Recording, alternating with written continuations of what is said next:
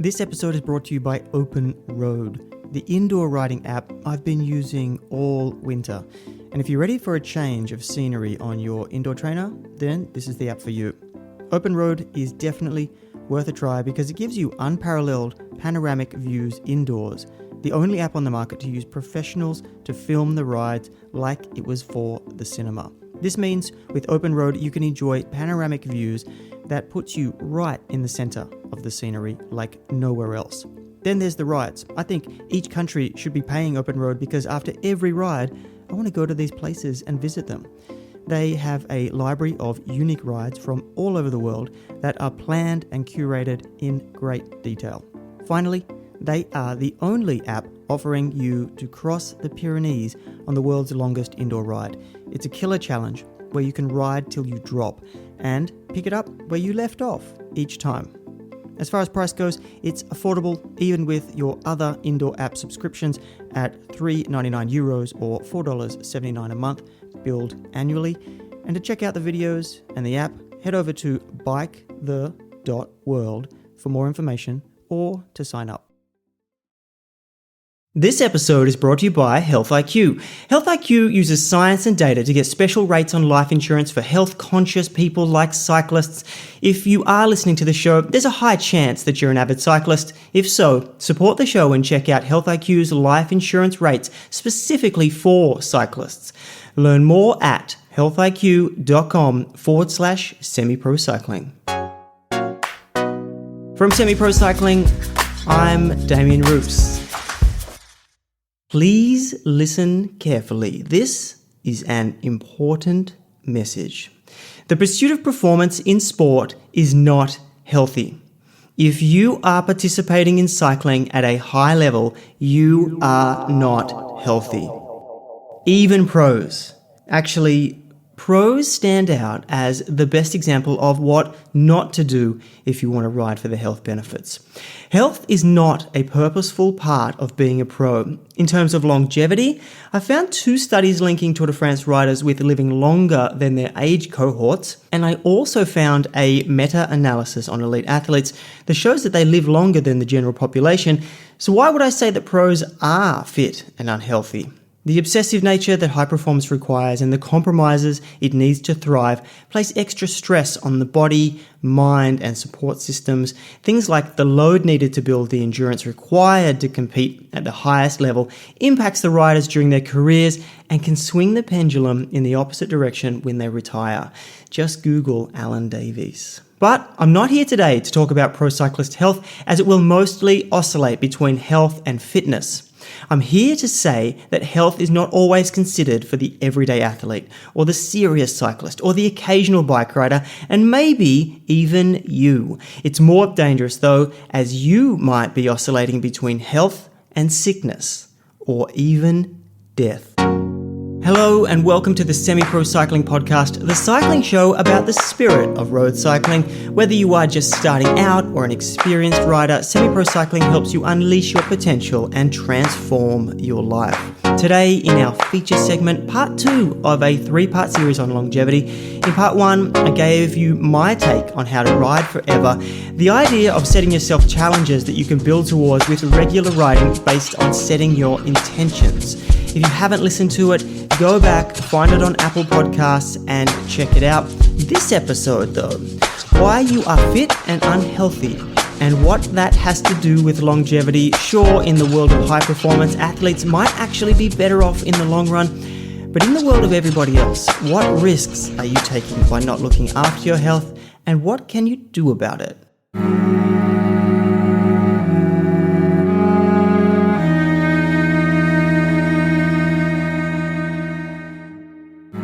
Amateur cyclists are training as hard as ever, sometimes as hard as the professionals, but without the support team around them, putting themselves at greater risk of injury and illness, not to mention all the other factors that contribute to you being unhealthy. Diet is the first that comes to mind, but there's others. Before we go any further though, let's define health. Tackling a definition of health that includes the wholeness of a person is hard. Health isn't just about the physical, it's about the psychological, social, and spiritual too. It's about waking up with good energy, it's about vitality.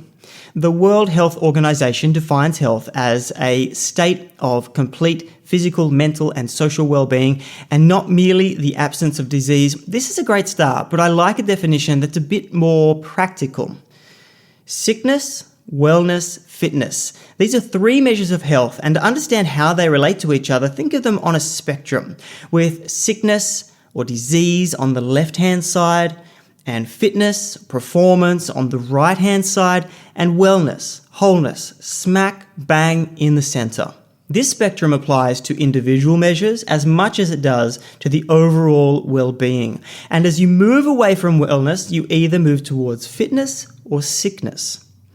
Understanding and controlling the factors that influence your movement on this spectrum more or less are the short answer to the supposedly incredibly complicated and confusing question of what we humans should eat and how we should move in order to be maximally healthy. We also have to factor in accidents or bad luck. I'll get to that in a moment. To give you a definition of health that works within this spectrum, I lifted the following from somewhere, and to me it just sticks. Health is the capacity to enjoy life and withstand its challenges. This definition helps me place thresholds on each end of my spectrum, because if I'm not enjoying life or withstanding its challenges, something's off and I need to move in the opposite direction. I think about it like this. Getting the best out of yourself is not always about performance. It's also about living better in your body, a better mental state, and a better world. But many cyclists don't make the connection between what they do on the bike and what they do off it. This may sound obvious, but this is about cyclists that use their cycling as a license to live unhealthily when off the bike. They aren't making a lifestyle choice to be healthy. When health is defined as more than just free from disease, you get a clearer picture of what compromises you're making for performance, or what elements of health you're neglecting. Either way, you aren't maximizing your full human potential. This conversation about health may save your life, and if I keep talking to you and giving you better tools, and you can integrate these into your life, you will age very well, you'll live a long time, and you'll have a lot of fun doing it. Let's talk about the far right of the spectrum I mentioned earlier, fitness. Specifically in cycling terms, it's the ability to perform the exercise task of riding a bike. In terms of racing, it's riding a bike faster than other people. As far as choosing a physical activity, you've chosen wisely. There are health benefits to cycling, of course there are, but let's just lump cycling into the category of physical activity.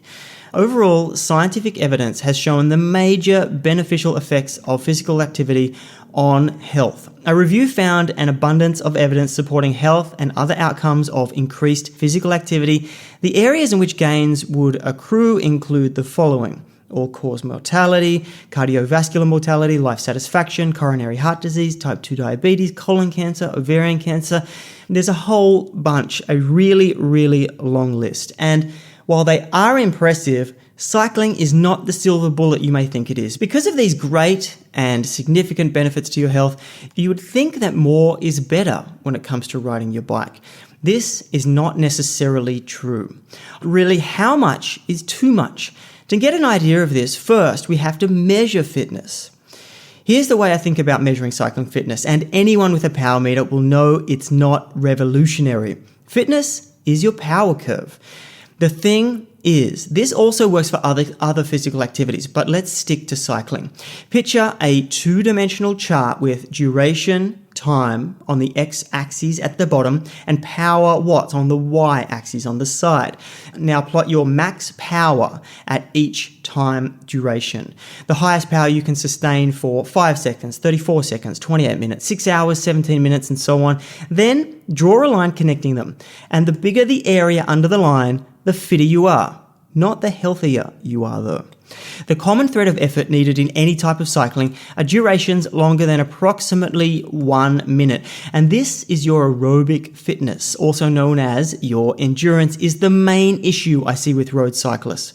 The pursuit of endurance causes the most damage, partly due to the time you're actively riding, which is a lot. The uncommon knowledge is that the impact that those long hours in the saddle has on your health is still not well understood. It may or may not be healthy, but yes, when it comes down to it, there is such things as too much cycling. That's just common sense, especially if your goal is to optimize health. There will come a point when riding an extra 5 hours per week doesn't make you healthier, and eventually there will come a second point when riding an extra 5 hours will actually make you less healthy. Exactly where this second point lies is an ongoing debate, and I won't go into it now, but there are a few arguments out there how endurance exercise weakens the heart and causes damaging inflammation. These aren't directly backed up with data or solid science, so at this point, scientists just don't know precisely how long you can ride on any given day, week, or even if years of endurance riding might impact your health negatively. So in theory, there's no maximum amount of time spent on the bike that impacts your health. What has been an interesting discovery about increasing the load or amount of time you spend exercising is the number crunching that Alan Couzens did on his own athletes, where he found higher cases of injury, including niggles, when comparing high load athletes to lower load athletes. So those looking for elite performance in endurance sports, which equals a high training load, are not as healthy in our definition as lower load athletes. And speaking of lower load athletes or riders, what is the minimum of aerobic activity recommended by the World Health Organization? The World Health Organization recommends at least 150 minutes of moderate intensity aerobic physical activity per week, or at least 75 minutes of vigorous intensity aerobic physical activity in bouts of at least 10 minutes.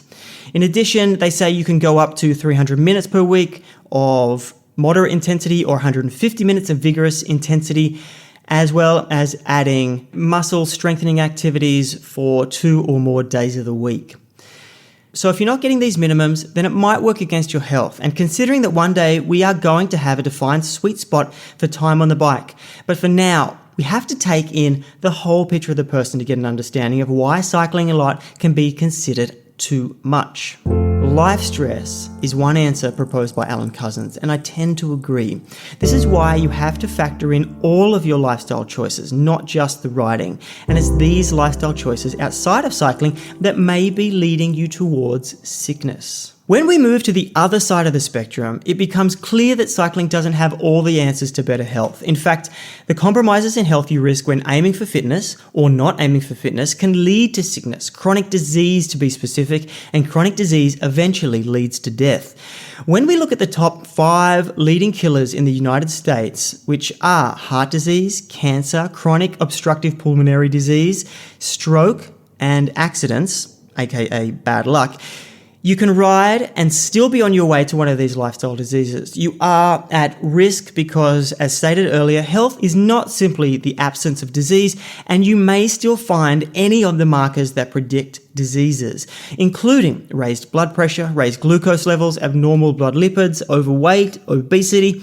The causes, the risk factors of chronic diseases are well established and well known. A small set of common risk factors are responsible for most of the main chronic diseases. These risk factors are modifiable and the same in men and women. They are unhealthy diet, physical inactivity, and tobacco use. Many more risk factors for chronic diseases have been identified, but the major modifiable risk factors, in conjunction with non-modifiable risk factors such as age and hereditary, explain the majority of new events of chronic disease. The bad news is that medicine has no effective treatment for chronic disease. It is symptomatic only. The doctor gives you a drug to bring your cholesterol down, a different drug to raise your bone density. You might need bariatric surgery if you have morbid obesity. If you have clogged up coronary arteries, they give you a bypass surgery. If you become glucose intolerant, the doctor can put you on insulin. But all these things are not fixes. They're just masking the problem. The most powerful lesson here is knowing that you can change your own destiny, or at least give yourself the best shot possible of health and longevity by making some simple lifestyle changes. How do you maintain your health or reverse the damage that's been done and restore your health? Find out after the break.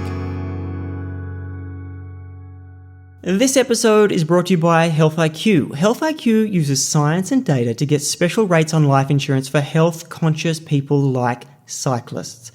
The very topic that we're talking about in this episode recognizes that cycling is a great way to reduce your chances of disease and death.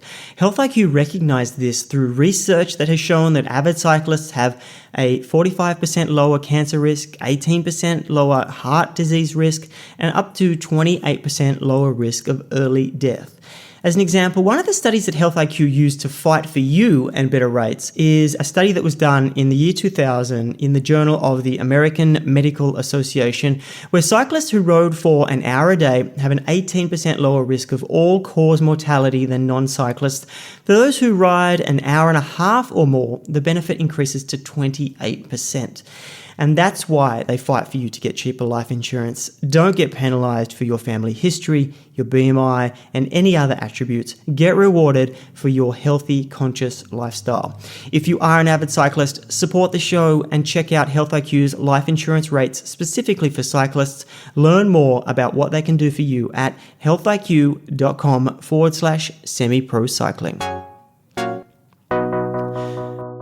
Welcome back to the Semi-Pro Cycling Podcast. So far, we've looked at fitness and sickness, how your cycling on its own is not the savior. But how can you get healthy and stay healthy for longevity? Well, I've got solutions for you. By changing the most controversial and essential part of being healthy, your diet. Why? Exercise doesn't cancel out your diet. You can't outrun a bad diet. You can't out-train a bad diet. Can't out-train a bad diet. You cannot out-train a bad diet. You can't out-train a bad diet, right? You can't out-train a bad diet. You cannot out-train a bad diet. You can't outrun it. You can't out-dance it. You can't out-weightlift it. You can't out-anything a bad diet. That's right, you can't outride a bad diet. And this is definitely a whole other podcast though. I recognize it is the one thing that is mostly in your control that can impact your health, so I want to dedicate an entire show to it. So I won't talk about it in this episode. Sorry. What I will talk about is the other ways to change. Now, these don't directly address the three main risk factors I mentioned before the break, those being unhealthy diet, physical inactivity, and tobacco use. Other than the physical activity recommendation, they address life stress, emotion, relationship, areas that anyone can use to improve their health. I believe you cannot maintain health without following some basics like mobility work and lots of sleep, all of which are part of developing good daily habits. Sustainable health rests upon a foundation of healthy habits. And this means a healthy relationship with food, good sleep, hygiene, an ability to listen to one's body and to be honest about what one hears. Many, if not all, health problems associated with endurance sports can be averted this way. And the best way that I've come across is to frame this as health and physical practice. A daily life strategy that includes health practice and 1 hour a day of physical practice at a minimum. And this will ground you in a healthy life. Now, I know that everyone has daily demands that we often can't predict or control. And life is a moving target based on all the pieces of your life. The goal is to make your physical practice the one thing that you know that you can control today, the one thing that is truly achievable, and the one thing that is exactly what you need to be better tomorrow than you were today.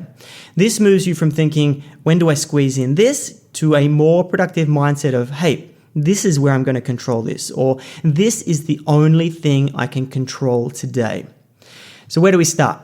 Let's start with the basics. The best thing you can do is just nailing the basics. There's all sorts of complex things you can do for your health and fitness, but they all require a solid foundation. That's what your mother and your grandmother and your health education teacher and your doctor have already told you. Don't forget to eat your vegetables, to sleep, to actually play and hang out with your kids, and just to move more.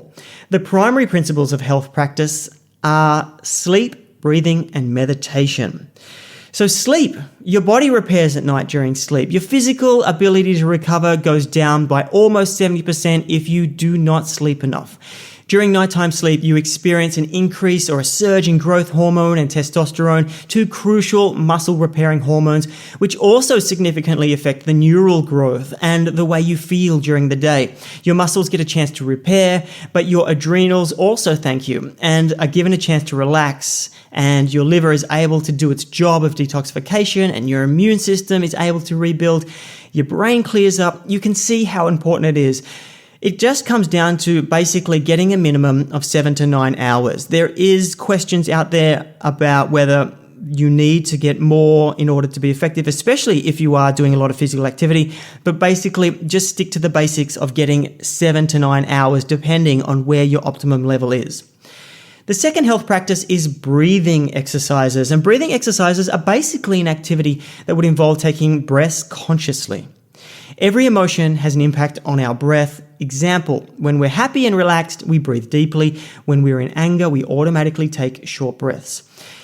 So our motive to control these is to control our emotions and our feelings, to relieve stress, but we often find ourselves not able to keep our breaths under control. The best way to achieve this is through the control of breath. When we do breathing exercises and we learn conscious breathing, we're able to control our emotions as well. It's like a remote control for our emotions. If we observe ourselves, there's two types of actions, voluntary and involuntary. Voluntary actions are the ones that we do consciously, like talking, walking, moving our hands. Involuntary actions are the actions that are taken care of by the conscious energy that resides within us, like the conversion of oxygen to carbon dioxide by our cells. Breathing is really important to take control of your emotions and the state that you're in. Breathing exercises have found a unique place in yoga and more recently in medical science as well. It also helps with our lung function, which is obviously improved, and the quality of oxygen that reaches and nourishes every single cell in our body helps restore health. When you think of breaths, you can classify them into 3 types: slow, deep, long breaths, which is simple deep breathing or abdominal breathing; short, rapid, quick blasts of breaths; or rhythmic breathing, which blend the two. You don't need to get fancy with this, but I would just make time for intentional breathing. And the third one is meditation. Meditation is actually doing nothing. You just sit with your eyes closed and just witness and observe your own thoughts without judging, without comparing, without imagining, without labeling. It gives us deep rest, far deeper than what sleep offers. Meditation makes you more dynamic, more lively, more focused. It improves your concentration, improves your happiness, reduces your stress, makes you appreciate life. You feel more connected. It will help you sleep. It helps you with awareness and attention. And all it takes is 10 minutes. 10 minutes. In 10 minutes, you would realize how our mind exaggerates and magnifies small problems in life, and that you have immense potential to face all challenges of life. We develop love and compassion with others and let go of our habits of criticizing, complaining, and comparing. Meditation should be practiced daily for around 10 minutes at a minimum. There's lots of guided meditations available online for free, on YouTube, on Spotify they have some. There's some great apps like Headspace or Calm. But it's really just a matter of sitting there and listening to yourself, whether they're guided or not. So you can move past any of these guided meditations and just simply get the basics from them. And then you can sit down and just meditate. And remember that it's not concentration, it's deconcentration. So once you've got this health practice down, you'll have more free time to dedicate to your physical practice. And yes, cycling is included in that physical practice, and I'll talk about that in a moment, but I believe one of the most important physical practices is mobility. Kelly Starrett, the godfather of mobility, defines mobility as a movement-based, integrated, full-body approach that addresses all elements that limit movement and performance, including short and tight muscles, soft tissue restriction, joint capsule restriction, motor control problems, joint range of motion dysfunction, and neural dynamic issues. In short, mobilization is a tool to globally address movement and performance problems. Mobility deteriorates rapidly with a sedentary lifestyle, and without adequate mobility, you are more prone to injuries, and with tight muscles, daily activities become difficult to perform. We create body movement and posture habits which tend to reduce joint mobility. The benefits of mobility work are less back pain, increased range of motion, injury prevention, improved circulation, less stress, better posture and confidence. There's a lot of ways that you can integrate mobility into your physical practice, whether that is through something like yoga or a daily workout of the day. You can check out Kelly Starrett's daily WOD project where he did a workout every single day for 365 days. You can check out his books, Supple Leopard. I know this sounds a lot like an ad for Kelly Starrett, but he's basically the one that's putting out the information that you can just search and it's there, plus it's high quality stuff. The second one is aerobic exercises, and this is something I don't need to tell you about, but here goes. Aerobic exercise is any form of exercise activity that is designed to work the cardiovascular system that raises your heart rate and breathing and consequently an increase in the circulation of blood and oxygen throughout the body for an extended period of time. The benefits range from weight loss, improved health heart, improved lung function, improved stamina, immunity, stabilized blood pressure, increased energy levels, more active and dynamic lifestyle, reduced mood swings, etc. So this is where you add your cycling. And you can now get a sense of how little you actually need to make you healthy. Anything than the 1 hour a day is for other motivations. It's not for health. Also, when you're not riding, try some variety, whether it is structured variety or non-structured. Try fast walking, light jogging, running. Get on a treadmill or an elliptical machine, swimming. Aerobic dance workouts, stair climbing, rope jumping, you name it, there is many possibilities and there are many ways to get aerobic. The thing here is cycling is a big part of it, yes, and you can use that for whether you're commuting or just getting around, as well as training or for enjoyment.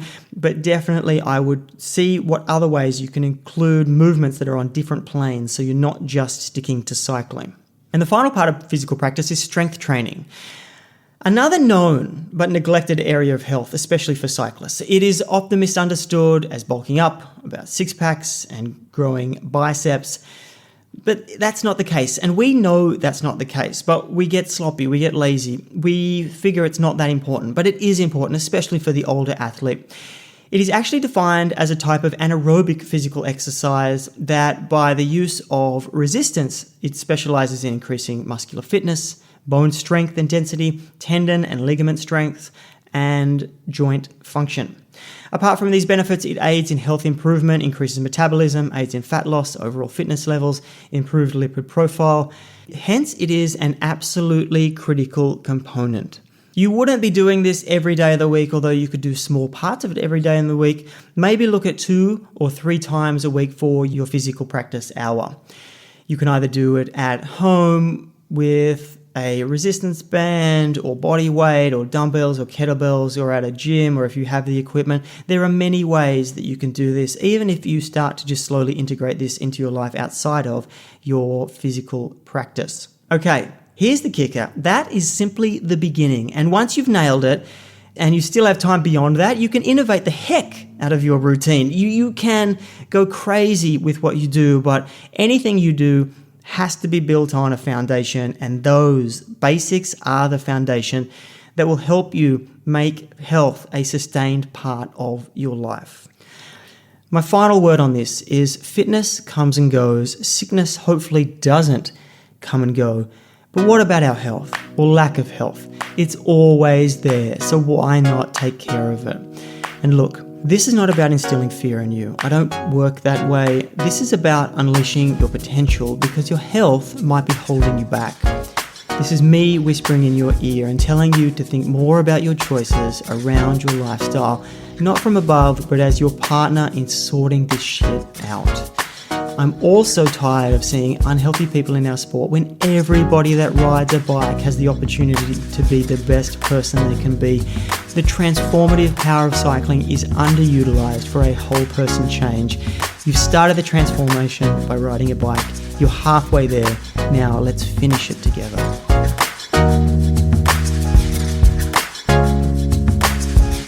Let's talk about what's been going on lately, and for me, coaching some pretty cool people that are doing some pretty cool stuff. There's riders all across the world at the moment doing cool stuff. The Tour of Kumano in Japan, the port-to-port mountain bike stage race, the Baby Giro. There's a lot of cool riding and races happening.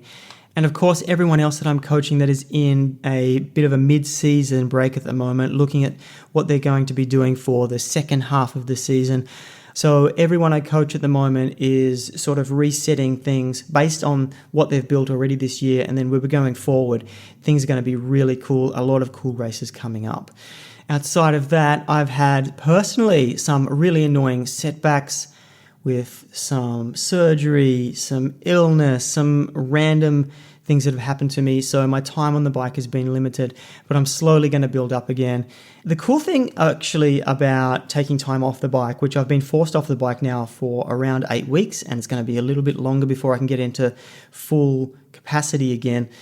I can go back to the start. I can go back to the start of what it's like to jump on a bike and not have that fitness. The other day I went out on a ride and I wasn't prepared with the amount of fuel that I took, and I suffered. I really, really suffered. I bonked. I blew up. It was only a 100k ride over 3 hours, but I couldn't handle it. So it was a very good lesson to readjust what I'm actually capable of and have to think a little bit more and not just jump straight in where I thought I was. I have to readjust my food intake, what I can do on a ride, the actual intensity that I can go on a ride. It made me think about there are people out there that are starting the process and they don't even know what these things are, let alone adjusting them. So it's given me a bit of a refresher of what it's like to be in that position. So it definitely helps me when I'm approaching problems for other people, because I can start to see what their issues are when they're at that point where they don't have the fitness to do the rides they want to do yet, or whatever it is. So that's been an interesting lesson that I've taken away from this. But I'm kind of rambling now. If you're new to semi-pro cycling, check out the back catalogue of shows on all aspects of performance at semiprocycling.com. But that's it. Special thanks to our sponsor, Health IQ. Thanks for listening. A quick note to say that I'm doing a follow-up interview with Jason on Clubhouse, where you can also get your questions about riding and training in the heat answered. This is happening on Sunday, March 7 at 2 p.m. Pacific Standard Time. There's a link up on the episode page on the website at semiprocycling.com/Jason.